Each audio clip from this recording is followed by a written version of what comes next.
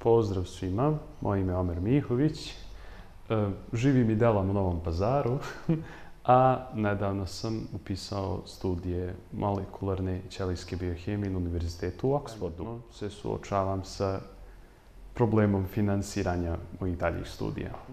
Suma od 70.000 evra mi je potrebna do kraja ovog meseca kako bih mogao da predam izvod koledžu i da dalje započnem svoje studije. Pa da kažemo da smo otprilike prešli 1/4 ukupnog iznosa. Do kraja meseca ja treba da dostavim Oxfordu tu takozvanu finansijsku deklaraciju, odnosno kako ću ja da tačno pokrijem odakle mi novac za moje studije.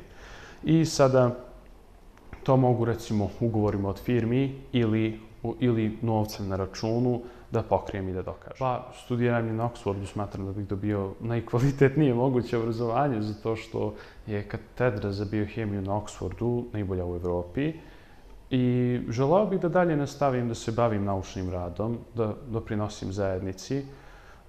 Probao bih da se vratim, ako ne u Novi Pazar, onda u Srbiju, ali probat ću da nastavim da se dalje bavim naučnim radom na nekom institutu. Ja verujem, ja sam već izjavio to da sam ja večiti optimista i stvarno ja i dalje verujem da ovo može, da ima načina i da će moći da se skupi puna suma do kraja meseca.